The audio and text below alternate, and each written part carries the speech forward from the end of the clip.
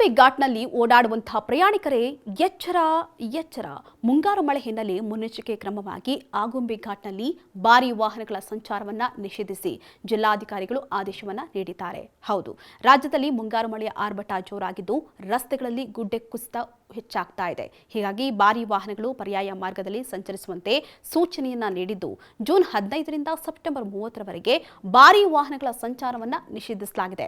ಅದರಲ್ಲಿ ಉಡುಪಿಯಿಂದ ತೀರ್ಥಹಳ್ಳಿಗೆ ಸಂಚರಿಸುವಂತಹ ಭಾರೀ ವಾಹನಗಳ ಬದಲಿ ಮಾರ್ಗವಾಗಿ ಉಡುಪಿ, ಕುಂದಾಪುರ, ಸಿದ್ದಾಪುರ, ಮಾಸ್ತಿಕಟ್ಟೆ, ತೀರ್ಥಹಳ್ಳಿಯ ಮಾರ್ಗವಾಗಿ ಸಂಚರಿಸುವಂತೆ ಆದೇಶಿಸಲಾಗಿದೆ. ಇನ್ನು ದಕ್ಷಿಣದ ಚಿರಪುಂಜಿ ಖ್ಯಾತಿಯ ಆಗುಂಬೆ ಘಾಟ್ನ 5 ಮತ್ತು 12ನೇ ಹೇರ್ಪಿನ್ ತಿರುವು ಮಳೆಗಾಲದಲ್ಲಿ ವಾಹನ ಸವಾರರ ನಿದ್ದೆಗೆಡಿಸಿದ್ದು ಲಘು ಗುಡ್ಡ ಕುಸಿತ, ತಡೆಗೋಡೆ ಕುಸಿತ, ಕಡಿದಾದ ಮಾರ್ಗದ ಕಾರಣಕ್ಕೆ ತಿರುವಿನಲ್ಲಿ ಟ್ರಾಫಿಕ್ ಜಾಮ್ ಉಂಟಾಗ್ತಾ ಇದೆ. ಅಲ್ಲದೆ ಕೊಂಚ ಎಚ್ಚರ ತಪ್ಪಿದ್ರೂ ಕೂಡ ಅನಾಹುತ ಆಗುವಂತ ಸಾಧ್ಯತೆ ಇದೆ.